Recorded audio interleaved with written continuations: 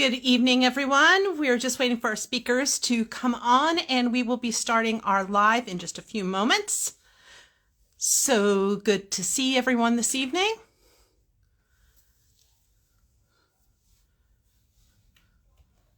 Hello, hello, hello. We are getting ready to get started. Just waiting for our speakers to get them online, and then we will start.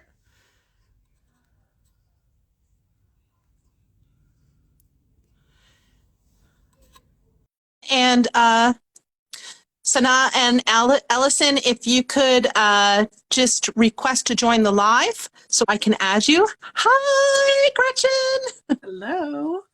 How are you? I'm good, thanks. I'm going to just close a door here because I can't have... Take your time. Do what you need to do. Here's Ellison. Okay. We're back. I think everybody should be joining in. Hi. How's it going? Good. I think we have everyone. Yes, we have everyone here. Welcome, everyone. It is great to see you ladies this evening. Thank you so much for joining me on a Monday night. Thank you for having us. Absolutely. So we are here because it is the last week of our Heart4PCOS campaign. And throughout the month, we've been unloading a lot of information, a lot of facts, and talking about a lot of the physiological aspects, or basically what happens to our body with PCOS and the consequences that it can have. What we haven't talked about, which is a really important aspect that is often overlooked, is mental wellness and nurturing our bodies and nurturing our souls, which is as important as nurturing our bodies. Because if we're stressing out from anxiety or not having the right diet or how to start with all of this, then that adds stress, which means it can contribute to hypertension, which patients with PCOS are known to have a prevalent, I'm sorry if I could talk tonight, are known to have higher levels of hypertension. It can also increase inflammation, androgen excess, insulin resistance, and you know what happens when that happens. So we're here tonight to break it all down, to talk a little bit about self-love, to talk a little bit about stress, about hormones, about nurturing your body, about getting started, and a lot to unpack. So I would like to introduce you to our expert panel this evening. I'm going to start with Dr. Gretchen. Hi, Dr. Gretchen. Welcome. Thank you for joining us. I would love you to tell everyone a little bit more about yourself, your practice, and about your experience with PCOS. Okay, that's a lot of stuff. So I'm Dr. Gretchen Kubacki. I'm a health psychologist in Los Angeles, California, and I'm the founder of PCOSwellness.com. You'll also find it under PCOS Psychology on Facebook. And I have written a book called The PCOS Mood Cure, which is about getting off the emotional roller coaster of PCOS. I am also an active co-developer of a new app called Simone Health, which is for PCOS, and you can download it right now in the App Store. So I'm very active in those sorts of ways. I'm also obviously a PCOS patient. I've been diagnosed, I was thinking about this, for over 30 years now. Back in the dark ages when they said, here's your birth control pills and good luck. And I found that there was a real lack of information about PCOS and the mood side or emotional side of it many years ago when I was going through infertility issues, and decided to focus my practice on that. So I did a ton of research, which is what ended up in the book, and it's a central focus of my coaching and consulting and psychotherapy practice. So it's something where I really strongly believe and know from the information available to us that when we're not feeling good emotionally, we do not take good care of ourselves physically. You just can't separate mind and body. And so I am all about getting us to join those things together, doing all the things we can in terms of nutrition, conscious movement, meditation, sleep hygiene, all those sorts of things in order to really feel strong and healthy all the time with PCOS. So important, and thank you for bringing that up, because what people may not realize, I'm going to get a little geeky here for a second, is that with PCOS, about 45% of patients have anxiety, 34% have depression. There's a higher prevalence of eating disorders, sleeping disorders. What else am I forgetting? There are a lot of other mood disorders that there's a higher prevalence. A 7 times higher rate of suicide compared to non-PCOS populations. We also have a higher incidence of bipolar disorder. And just in general, I'd say probably panic disorder. I haven't seen statistics on, but a lot of times people kind of run a spectrum between anxiety and panic. So basically anything that you could have in the mental health zone is more prevalent in PCOS patients. Wow. Well, we are definitely going to dive into this a little deeper this evening, but I'm going to introduce the other guests on our panel this evening. We have Ellison, who is the Happy Hormones dietitian, and I would love you to tell us a little bit more about yourself and your experience with PCOS. Awesome. Well, thank you so much for having me and for organizing all of this. My name is Ellison Clark. I have a Master of Science degree in nutrition, and I am a registered dietitian nutritionist. As Ashley said, I am the owner and founder of the Happy Hormones Dietitian and also the creator of the Happy Hormones Academy, which is a group coaching program for people with PCOS. In addition to all of that, I also have PCOS myself, in addition to, which I've been pretty open about on my page, in addition to anxiety, depression, ADHD, and a history of disordered eating. So I am really excited to be here tonight and kind of to shed some light on a really important topic. Awesome. And I always love when you can look at things from both sides, because I think it gives some patients sometimes a little bit of perspective when you're going through that with like things like eating disorders and mood disorders. So I cannot wait to talk to you a little bit more about this, but I cannot forget about Sanne, and she is the PCOS Peace nutritionist, and so excited to have you here. Thank you for joining us this evening. I'd love to learn a little bit more about you and your experience with PCOS. Yes, thank you so much for having me, and I feel honored to be online with these superstars in the field, so thank you very much. As you can hear probably in my accent, I'm originally from the Netherlands. I'm based now in New Zealand. I've been here for nearly 10 years now. I love it here. We live close to the beach, which is awesome because we have a young dog that can get rid of energy there. I have 2 children that are at the moment in school. And yes, I'm a nutritionist. I'm working for my private practice, and I have obviously a passion for helping women with PCOS. And why I love this topic so much is because in my approach, I try to help women to change their eating behavior in a non-stress way, because I feel like eating and food shouldn't give you stress at all. It should be enjoyable, and you should never have to worry about that, really. So I coach people to change their eating habits in a maintainable way so they can be healthy the rest of their life as well. So without micromanaging your food intake, without counting calories, no crazy food rules. And yeah, it's mainly because I feel that because of there's so much misinformation, mainly online, that it gives a big mental load for women with PCOS. They think they have to worry so much and micromanage their foods. It impacts their mental health in a very negative way.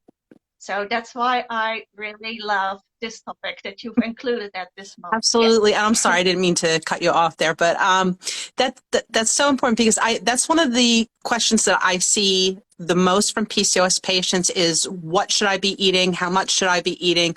What is the best diet? But that's not, it's not always the case of it being the right diet. What I tell people, and I don't have anywhere near the experience that you do, is that the root of the word diet actually means to nurture your body, to nurture yourself. And I think that's what this whole conversation really should be about, is that we have to teach people to nurture themselves again, and to thank their bodies as well, because of all the things that we have to deal with and our body deals with, that we shouldn't be punishing ourselves and our bodies.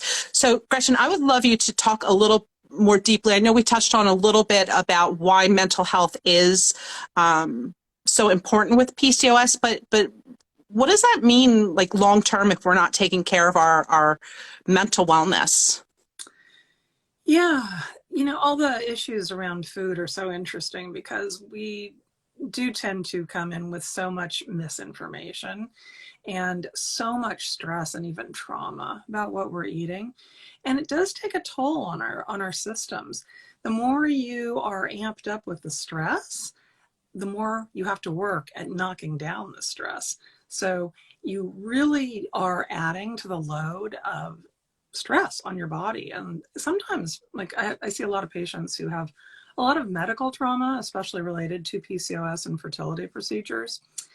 And it is something that's real. I think it's an overused thing to say trauma, but it's not when it comes to PCOS, because having the reality of your existence denied so consistently and so strongly by so many people for so long is in and of itself really damaging.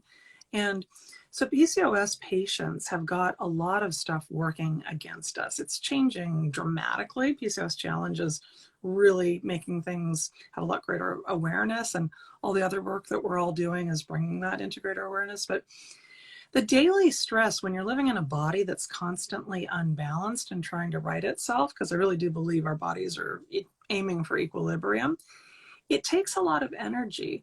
And it's something also where we actually can make ourselves worse, because if we're doing something like taking 100 different supplements and throwing our bodies actually further out of alignment, or if we have a mental health problem that is not being addressed, then we are dealing with another imbalance. So our guts are connected to our brains. About 85–90% of our serotonin is produced in the gut. That is fueled by what we take in. Our food comes from our proteins. So just on a really simple level, if you're not getting enough protein, you're not fueling the neurotransmitters in your brain, the things that make you happy and having an even and balanced mood. And so that's the kind of stuff where I really want people to be proactive, to pay attention to their own bodies, their own minds, see what's happening when they are doing certain activities or eating certain foods or not eating certain foods. People they're talking to, is a doctor stressing you out, or is a doctor giving you hope? Those are the kinds of questions that are really important. Absolutely. And thank you for bringing that up, because that's something that I want to touch on in a minute, is communication from providers and to providers. I think that's a really important conversation to have. Ellison, I want to dive into a little deeper what you were talking about a little bit. Eating disorders and eating and nurturing the body. Do you think sometimes that comes from the fact that there's so much emphasis that is placed on food with PCOS and restrictive eating, and because of that, that's how we kind of get to that point where we're having these problems with eating disorders and mental wellness? Definitely. I think if we look at it from, many different perspectives of the fact, like Dr. Gretchen was just saying, that there's so much misinformation out there. There's so much information about cut out this food and cut out this food group. There's also a lot of pressure and responsibility placed on us as patients, and kind of this idea of like, you can completely cure your PCOS, with nutrition alone. And, while obviously I am a dietitian and I wholeheartedly believe that nutrition can play a major, major role, not only in our PCOS, our heart health, our mental health, all of those things, but it's not single-handedly going to cure our PCOS. We know that. And I think it also just puts, like I said, I think a lot of pressure and responsibility on us that you know, we have to get this right for our health, for our future fertility, for future health conditions. But also, if we don't get it right, we are, you know, failing ourselves and our health. And that's a lot to take on. You know, and I wholeheartedly agree that, you know, eating should be fun. It should be, you know, a source of pleasure and happiness. And yes, it can be a way to also support our health goals, but it, you know, it really shouldn't be stressful. And unfortunately, and I think this is way too common, I tell clients this at least once a week of, remember, we're not aiming for perfection here. That's not what this is about. And I think so often we're taught that we need to reach this level of perfection with what we're eating, and every single thing that we put in our mouth has to be, you know, striving towards this goal of improving our health. And that's just, it's a lot of pressure, I think. You know, and I think there's a lot that we can do to reduce that stress and pressure while also still working towards those health goals. I love that. And I think that's such an important message. And that's why, Sanne, I would love you to talk a little bit more about removing that stigma and making nutrition enjoyable, making nurturing your body enjoyable. Where do we start? How do we do that? Yeah. Well, linking in with where do these eating disorders come from, or disordered eating, I think most of the women that approach me, they come to me because they want to lose weight, because that's what they've been advised. And I know, Ellison, you are a health at every size dietitian, and so I'm not certified in it, but my clinical supervisor, she is a health dietitian, so I am full behind that concept. And because I think that is where a lot of that disordered eating comes from as well, because if you focus on that weight, you're not addressing the underlying reasons really why you have such severe PCOS symptoms, or why it is more severe than it could be, really. And most women, they really hate their body for that, because they feel they're trying so hard to lose weight, and they feel like they're working and working and working on that, and they don't see the effect, really. So taking that out of the equation and really start appreciating your body. I always say you don't really have to love your body, but at least appreciate your body, and for all that it does do for you, where it takes you, what it lets you experience, really. And then go from there and focus on nourishment, not eliminating food groups or cutting food out, or depriving yourself, really. So forbidding yourself certain foods, but focus on nourishment, nourish your body, and making sure that you supply your body with all the nutrients from food that it needs to achieve a more balanced hormone profile, but also, again, that you nourish your soul, because that's also what food is. Right. So I'm going to make this kind of a two-part question, and anyone can jump in on this. First of all, do you think that providers who don't understand PCOS completely, that they add to the stigma, and how do we kind of overcome that, or not allow that to become our complete focus? I guess what I'm trying to say is, if you go into a doctor's office and the doctor says, lose weight and then come back and see me, how do we know that it's okay to not make that the main focus, or that sometimes it's better to focus on health and our wellness, and that other things will fall into place? And anyone can hop in on this at all. I hope I made sense. Is so important. I recently went to see a new endocrinologist, and she was doing the usual intake history and looking at my, 7 pages of single-spaced documentation that I gave her as well. And going through, I said, what I'm really here to focus on is my diabetes management. I'm postmenopausal. My PCOS is not terribly interesting at the moment. It's very well contained, and I probably know more about it than you do. So how about we focus on the thing I came in for? And she was like, all right, fine, PCOS off the list.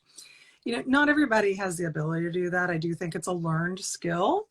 You first have to know, and very strongly know, as I do, that I do probably know more about it than any of my doctors at this point. And I know what I need to do to make myself feel good or optimal. If I don't know, I will ask something specific, but I'm always going in for some other reason. Question, or a thing that happens all the time, people are saying, oh, they always make me weigh myself when I go in. You have the right to say, no, thank you, but we need to know. What's the medical purpose of needing to know? Are you going to give me a weight adjusted or calibrated medication? No? Oh, okay. No, thank you. Right? That no thank you is a really powerful phrase when it comes to PCOS, because I think that there are a lot of people who can make the stigma worse. And even something as simple as being required to weigh in immediately sets off a psychological cascade of distress. They actually have now these cards, and I can't remember who has them, but somebody had them online. They're cards that you can actually print out that you can hand to your doctor. So if you don't feel comfortable having that confrontation, all you'd have to do is hand them the card that says, I don't want to be weighed today. And that should be the end of it. So I would love to hear what you other ladies have to say about this, your thoughts on this. Yeah, I agree 100%. I think, like Dr. Gretchen said, it can be really hard and scary to do that for the first time. I mean, I myself felt very nervous to do it for the first time, but once you kind of get used to it, I think it's, it becomes very common, and you're like, oh yeah, I should be the one, really kind of leading this, meeting and discussion and kind of deciding, what's off limits to talk about. I think another thing, if you're not comfortable, just flat out declining to be weighed, is starting with a blind weight. So that would be something where you could step on the scale backwards and just kind of say, I'm going to do a blind weight today. I'd appreciate it if you don't, say out loud what the weight is. And then it's something that the doctor has it if they need it. You don't have to necessarily know it. Or if you're interested in it later on, in the privacy of your own home, sometimes it can feel a little bit less, threatening, kind of going into your online medical record and checking it out there, as opposed to kind of, seeing the number on the scale when you're in the doctor's office. And then also too, I just want to reiterate, telling the doctor, I'm really not here to talk about my weight today. I want to talk about X, Y, Z. And I think something that I coach my clients in a lot is having a list of topics and a list of questions that they want to go over with the doctor, so that the doctor doesn't just kind of say like, okay, well then what do you want to talk about? And you can say, I want to talk about my A1C. I want to talk about this medication. I want to talk about coming off of, that medication, whatever it might be, whatever your priorities are, but you really get to be the one to dictate how that conversation goes, even though it doesn't feel that way. And, doctors, they're very smart people, and, they've always got kind of their agenda and their schedule of things they want to talk about. You're not obligated to talk to them about, things that you're not comfortable talking to them about.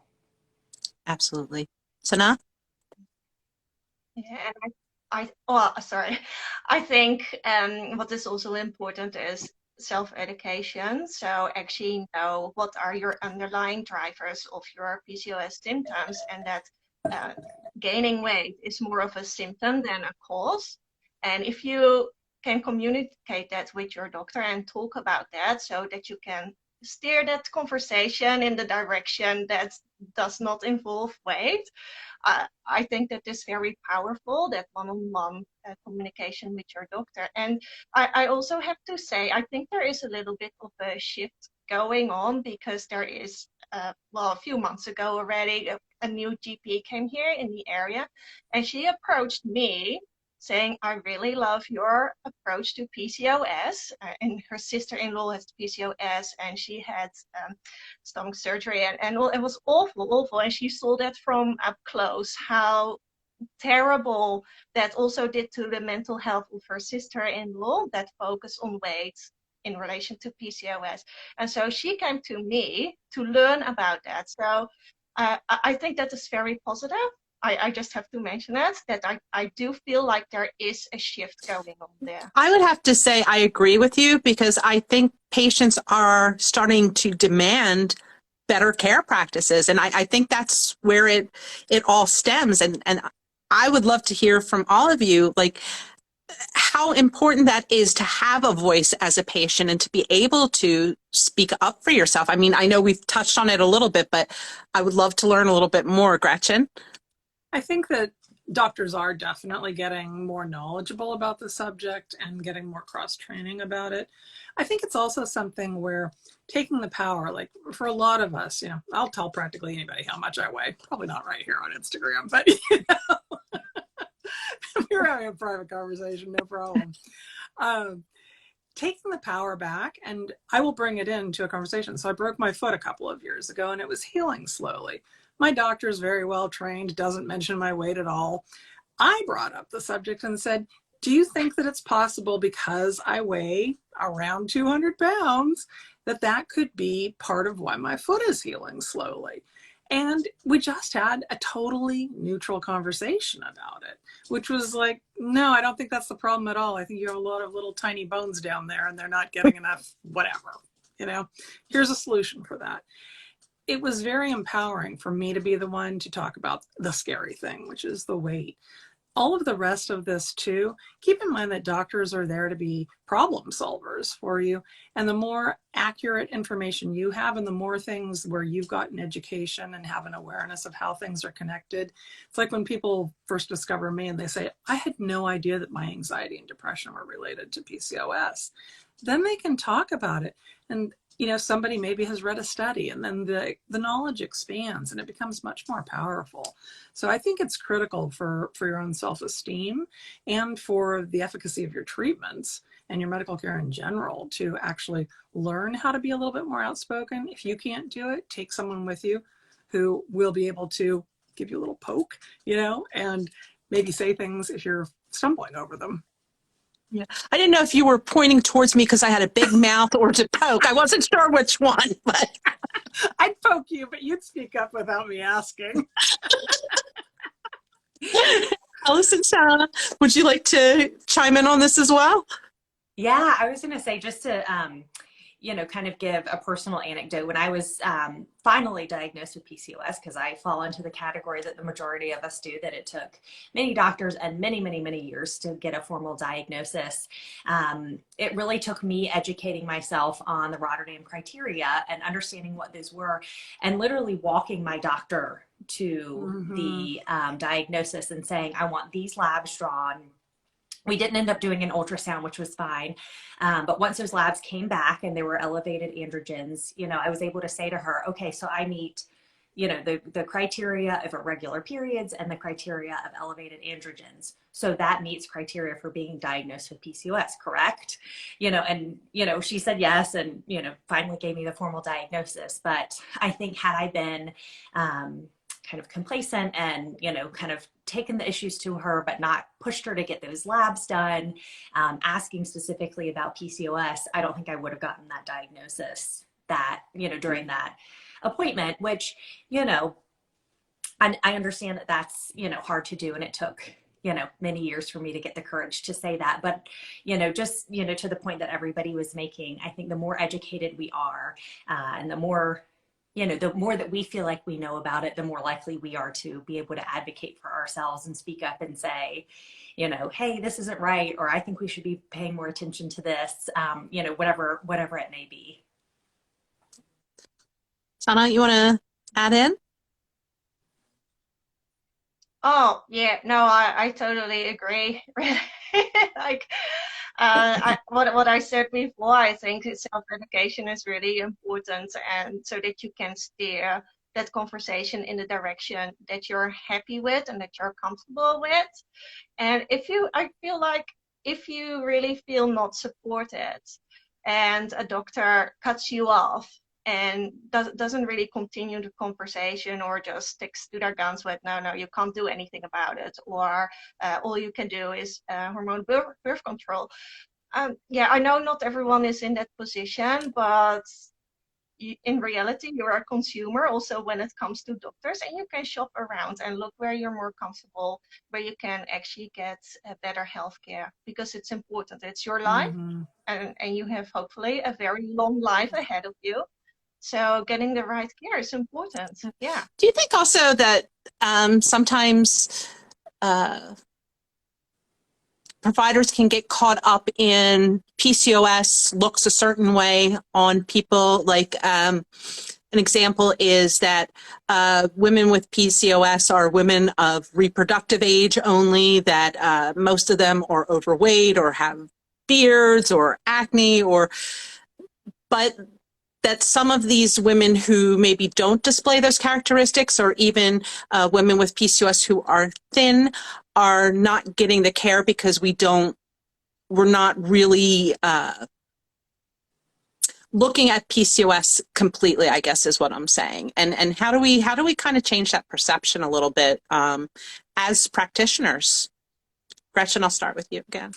I think that as practitioners, and certainly with an expertise in PCOS, it's important to really ask all of the questions. So for example, just because I don't see facial hair on you, I have no idea whether or not you shave every day, or you wax, or you've had laser or electrolysis, or all of the above. I don't know if you've artfully disguised balding spots on your head. I don't know if you have just gone through bariatric surgery and lost 75 pounds, but used to look like a typical PCOS patient. So we have to not assume anything and ask all of the questions. I think particularly when someone comes in who fits more of the criteria for a thinner PCOS patient, to really believe them also. I think it's much easier actually for somebody who is expressing with weight and excess hair and acne and those sorts of symptoms to be believed. But we need to take all of those patients seriously, because we are dealing with so much more elevated risks of heart disease and mental health issues and diabetes and all of those things that are really, they're critical. This is why we die. Absolutely. So I'm going to change it up a little bit. Ellison, what are ways that we can nurture our bodies with through nutrition, through sleep, through changing patterns? Gosh, yes. That is, what I preach constantly. I'm very pro medication. I think there's definitely a place for it, but I really think that lifestyle and behavior changes can be really, really powerful. So kind of like we've talked about already, instead of focusing on a restrictive diet or what we need to cut out, thinking about what we can add. Can we add more protein? Can we add more fruits and vegetables? Can we add more fiber? Focusing on movement that we enjoy. There's so much conversation out there about what type of exercise is best for PCOS. And in my opinion, I think the best type is the type that you enjoy and the type that you can sustain. To me, that is the most important, is something that we can stick with, and something that's not gonna, we're not gonna do for 3 weeks and then say, forget it, I'm done with this. And then also too, which I think gets a little bit less attention, but I think is just as important, is our sleep hygiene. So both quality and quantity of sleep, making sure that, we've got good bedtime routines, good waking routines. We're allowing ourselves enough hours in the night. We're creating a good environment for good sleep. And then, as we've already touched on, that stress management piece is huge. And I think so often, even outside of the PCOS world, self-care is looked at as a luxury, and it must be nice that you have time to do this, or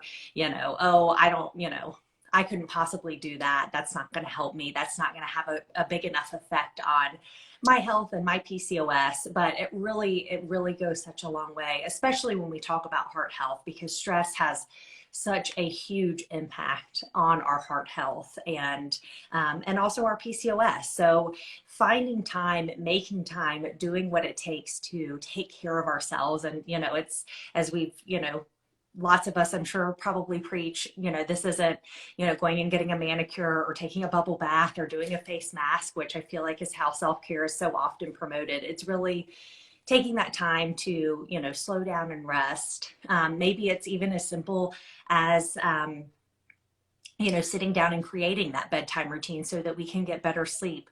or finding times that we can, chop up some vegetables on the weekend so that we can have those for, quick, easy snacks or sides with our meals, things like that, self-care can really be a lot more simple than I think it's often promoted. Right. So, Sanne,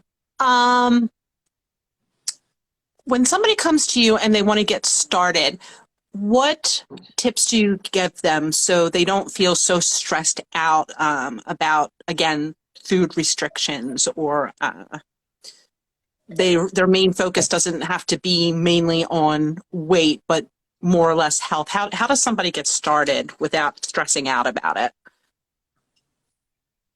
Yeah, well, I think a step-by-step approach is really important, because also what Ellison says, like small changes can have big effects. Like a small change goes a long way.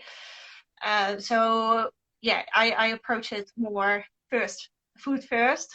We look at nutrition first. So looking at what are you currently eating, and not just what are you eating, but also how are you eating. So then we look at how can we tweak that? So maybe you can add in some more whole grains rather than the more refined grains. So it's not that there is something wrong with refined grains really, but we want to nourish our body and to get on top of PCOS, we want to choose most of the time complex carbs and those whole grains rather than the refined processed versions of that. So that is one small tweak, for example, that you can start with. Or you can have a look at, how can I make my meal more colorful? Start with that. Maybe I can add some tomato or spinach, like ready to eat spinach from the fridge. So there's a very low effort really that you can easily add to your meals. And then you can grow in that. Like I wouldn't say, every meal has to look very balanced and nutrient dense. Like take it step by step. Look how your current eating habits look like right now, and how can you make small tweaks, and then you grow in that really. Yeah. So Gretchen, how important is mindset in dealing with PCOS? Mindset is critical. I'm with both of you in terms of that step-by-step approach and not overloading someone with changes. I really like to do an assessment of what a person knows and what they have tried, what has worked and what has failed for them, and then go from there. So starting with what they can be successful at or feel they're most interested in or passionate about changing. A lot of times that does tend to be diet focused, and we talk about some of the same sorts of things. But in the absence of someone having a preference about what's going on, almost always I'll prioritize sleep and give them the really, really tough homework of sleeping an extra 10 or 15 minutes a night.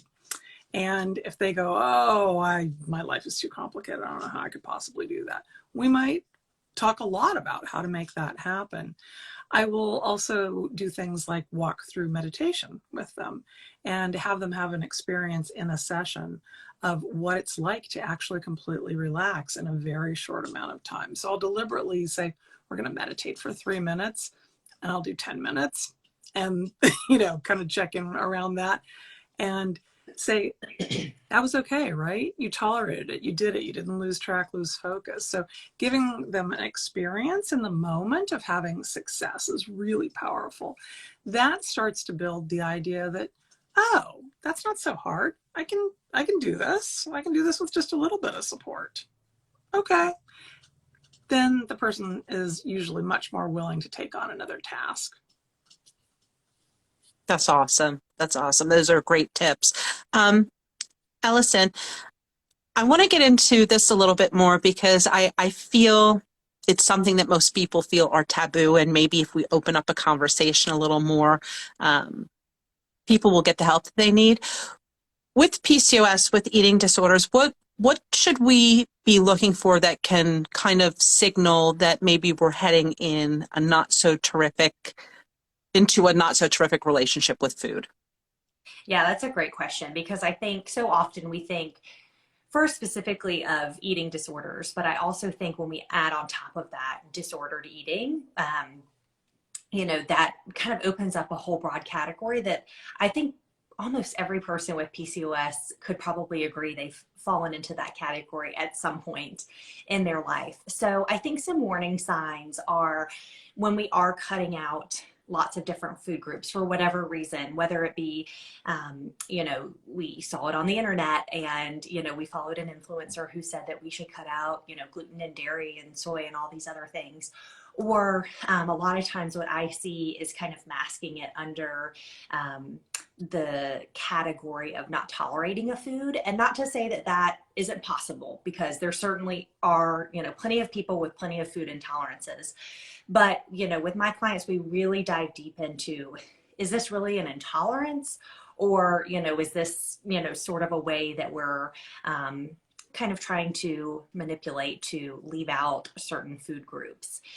I think also too, thinking about how we're eating, the environment that we're eating in, are we comfortable eating around other people? Are we feeling like, that we can only eat, certain foods at a restaurant, or we can only eat certain foods at holidays? The list goes on. And I think there's tons of warning signs, and I think it can often look different on different people, but that is something that I think is really, really important when we talk about nutrition with PCOS, is working with someone that is specialized in PCOS, because so often, even, in my field of dietitians, there's plenty that would say, oh yeah, sure, I can treat PCOS. But if we're not kind of in tune with some of these nuances, it can be hard to pick up on that. So I think when we're looking to work with someone, or even looking for someone, to follow on social media, making sure that it is someone with the credentials and with that expertise and specialization in PCOS specifically, I think that's really important. Absolutely. Sanne, how do you help clients build a better relationship with food and with nutrition? Yeah. I think also linking in what Ellison just said, one of the things that I often see is that women go into lengths of making and bringing their own food to like work events or social occasions with friends, and they would only eat like the food that they make themselves, because they believe, if I eat the food that is provided, then that's really bad for me, and I ruin my progress, that kind of thing. So first, really understanding of how can I use food as a tool to feel better, and understanding, elsewhere there's food provided, and that fits in. That food will fit in somehow in my overall diet, in my overall diet pattern, and it's not going to be harmful. And another thing is understanding why you eat what you eat. And for example, one big one is coffee. Sometimes women, they drink like 8-10 cups of coffee to stay awake, really. Like fatigue with PCOS is a very common problem, so it's very understandable. But it can also be another underlying reason for that, and often it is stress. Yeah, I need a coffee to deal with this, whereas really caffeine actually makes it worse. You feel more stressed. Yeah, so understanding, and probably Gretchen has a lot to say about it as well, but understanding what is behind that eating behavior, the over consuming of caffeine, or snacking on things that we know we shouldn't have too much of, really, like it will fit, but balance is key. Understanding whether there is an emotional reason or a feeling behind that. That is important to think about, and then see what else can you do. So if you are feeling stressed, we're talking about mental health, if you are feeling stressed and you need to deal with that feeling, what else can you do to de-stress? Yeah, I love that. I love that. Because I know one of the things that I struggle with, I think the most with eating and with PCOS in general, is I always feel like if I have a bad day, or if I fall off the wagon, or if I cheat, I am this horrible, wretched person and I'm never going to come back from it again. So I would love to talk a little bit more about this. And Gretchen, how do we forgive ourselves and allow ourselves to understand that sometimes we're not going to get it right, or sometimes it's okay to treat ourselves? Sure. You know, normalizing just eating is a really good starting point because, as you guys have mentioned, PCOS patients tend to have so many rules about eating. What time they can start, what time they can finish, how many calories, how many grams of carb, so on and so forth. And that, of course, contributes to the eating disordered behavior. It's something where the food also takes on these qualities of, it's almost like the food is living its own emotional life. And so I will give some education about the fact that chocolate is not a feeling. It's just a food substance. Lettuce is not a feeling. It's just a food substance. Huh? And then, you know, I use a lot of humor, obviously, because I'm touching on some pretty tender stuff, while also always assessing. So in addition to the changes in eating behaviors, I'm listening for things like changes in bowel behaviors. Yes, we talk a lot about poop. You know, I talk about water consumption, alcohol consumption. What else is going on in that person's life? But normalizing that it's okay to sometimes have an emotional eating response. When you're sad, maybe you want a cookie because that's a really well-conditioned behavior for you. And it's okay to eat the cookie. It's okay to eat a couple, 3 cookies. Might even be okay to eat the entire bag, depending on what is going on. And then to not treat that as if it's the epic failure where I can't start a diet until next Monday.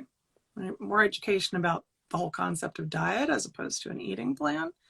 And also talking about failure. What does it mean? It's just an opportunity to learn something else about you. You have a vulnerability for cookies or pizza or pasta or whatever it is. What's a better plan? Food. Just food. What if it didn't have any emotional energy to it? You just ate it. That'd be disappointing. Would that be great? Getting people to start thinking in a little bit of a different way around the food and what it means to do it in a certain way. I don't care what you eat for breakfast. Eat something. Oh, you're not going to make me stick to this uptight plan? No, I'm not. Not a dietitian. I love that. I think that's really puts things into perspective, that we have to do what feels right for ourselves, and that looks a little bit different on everyone. Mm-hmm. Ladies, I would love both of you to chime in on this as well. Yeah, I was going to say, I think that's where getting away from that idea of perfection is so important, because I think when we have this idea of perfection and we have one bad meal, it's like, oh, I am a complete failure. You know, forget it. I'm just going to, you know, eat whatever I want and I'll start over on Monday. Whereas, you know, if we really focus more on, okay, you know, this is just like Gretchen said, this is a learning opportunity. You know, what did I learn from this? How did I feel afterwards? You know, and then, you know, I'm going to get, you know, right back up and eat, you know, what I was planning to eat for dinner. And tomorrow, you know, I will move on with my day. Not only is that better for our nutrition, because we tend to be a lot more consistent that way, but it takes the stress and pressure off of, you know, we're not doing this roller coaster of perfection and, you know, the opposite of perfection, this, you know, perfection and falling off the wagon idea. You know, I think that creates a lot of stress and pressure for us as well. And so, you know, moving away from that idea of perfection and, you know, just starting small, like Gretchen said, of like, let's just start by eating breakfast. I don't care what it is, but let's start by eating breakfast in the morning. You know, we can tweak it as we go along, but, you know, starting with those small changes, kind of getting used to the fact that there's no good foods or bad foods, you know, that eating is just a normal part of life. It is necessary to sustain life. You know, when we think about it that way, I think it can be a lot less stressful and a lot more enjoyable. Absolutely. Would you like to add in as well? Yeah, I think what is very important is to take that morality out of food. Food doesn't have moral values. Like serial killers also eat salads and broccoli, so there's no morality in food. I think that is one of the things you have to realize. And I think also taking it, what Ellison says, taking it as a learning opportunity, really, rather than beating yourself up. Because if you do that, then you get into that vicious cycle probably from, oh, I'm so bad for having eaten the whole bag, or I should not have done that. I can never stick to something. Uh, then you get into that mental state where it is like all or nothing, or would you say I won't start until Monday, or that's kind of the state you get in, and then you get stuck where you don't move forward Right. really. So okay, that eating episode is in the past. There's no morality in food. Let's see it as a learning opportunity and The move black on. and white thinking is where people really get into trouble, this calling foods good or bad, which if you've ever been on any of the commercial weight loss plans, you learned how to do from day one. And it is something I think that when I talk about psychological health, mental wellness, my definition is flexibility. I always want to move towards that resilience, the ability to bend as opposed to locking into a rigid position. That makes sense. It sounds like something manageable. It sounds desirable. And so always anything, whether it's sleep, whether it is nutrition, whether it's movement, how do we get into that place where we flex? The world doesn't end because I failed to do 48 minutes on the treadmill today. It'll be just fine if I go for a 20-minute walk around a lake and go to a yoga class tomorrow, or maybe if I sleep in and skip the yoga, it's going to be fine. That's psychological health. Yeah. Yeah. Giving ourselves some, a little bit of flexibility and forgiveness, right? Mm-hmm. Yeah. I don't think we give ourselves enough forgiveness. So, we're coming up almost on 8. So I would love each of you to give, I know this is kind of loaded, but I would love each of you to give just, a final tip, a final perspective, a final word of encouragement, whatever you'd like. I would love you to leave everyone with a final message that they can carry on with them. So Gretchen, we'll start with you again. I think that my message really would be about being kind to yourself, gentle, open to different perspectives, different ways of thinking, and moving towards resilience and flexibility as your attitude and approach in all things related to health. So whether that's weight or movement or mental health even, because it's okay to have a day where you dissolve into tears and cancel your afternoon appointments, or you cut class so you have a mental health day. As long as you are able to pick yourself up and move and get back into it. Like exactly the same thing we're talking about with food is just keep moving, keep going, keep growing, keep changing, keep learning. You will continue to get better and you'll be stronger Awesome. and healthier. Agreed, agreed, agreed. Sanne, I would love to hear your message. Wise words. Your wise words. Yeah, I think I would say give yourself some grace. Like what we really started with, it is also overwhelming, and you can read so much and misinformation. So give yourself some grace if you want to change something. Take step-by-step approach, don't beat yourself up, and maybe also what we talked about, see it as a learning opportunity. If you feel like you're going off track and have a few days that you feel like you're not taking as good care of yourself as you would like, take that as a learning opportunity and move forward, and give yourself some grace and be kind to yourself. I love that. Absolutely. Ellison? Yeah, I think in addition to everything that was mentioned, thinking of PCOS really as a journey as opposed to, I know this is cheesy, as opposed to a destination. At this point, we know that there is no cure. This is lifelong. So instead of thinking of this as, I'm going to do this crash course for 4 weeks, or I'm going to spend 6 months really working hard on something, this is something we're going to be working on for the rest of our lives. And, that's okay. I think shifting that mindset to really be thinking about, what can I do now and also in the future? I think something I always ask my clients when they say, I'm going to give up such and such, I'm like, are you really going to give up cake for the rest of your life? You're telling me that at future birthday parties 10 years down the road, you're not going to eat any cake. And I think that's just a good example of, how can we find ways to really enjoy life while also supporting our PCOS? So thinking of it, as this lifelong journey, as opposed to, let me just do this for a short-term amount of time, I'll fix it and move on. How can we, really embrace the journey and, give ourselves our best for the rest of our lives? Absolutely love it.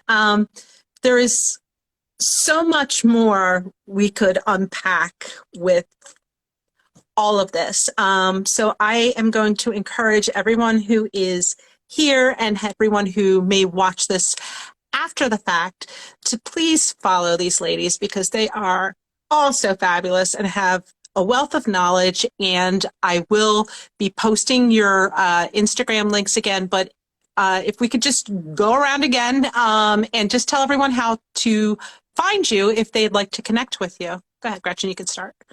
You're going to find a whole bunch of pictures of shoes and manicures and food. If you follow me at @gkubaki on Instagram, you'll do much better in terms of getting an education if you go to my website at pcoswellness.com or join the PCOS psychology page on Facebook. Awesome. Sanne? So my handle here is pcos.pace.nutritionist, and it's the same on Facebook. And the website is pcos.care. Awesome. Ellison? So I am here on Instagram as Happy Hormones Dietitian. My website is the same, but really the best way to get me is, feel free to send me a DM on Instagram. I'm pretty available there, so I look forward to connecting with everyone. Yep. And I hope that all of you at some point will connect with me again, because again, like I said, I think like we just brushed the surface with everything, and I could talk with the three of you for hours. I thank you so much for your time, your expertise, your continued support of the community, and most importantly, for having a heart for PCOS this February. Thank you all, and I'll see you soon, and I will be posting this video for everyone to share. So have a good night, everybody. Thank you. Good night. Thank you. Thank very you. much. Good night, everyone. Bye-bye.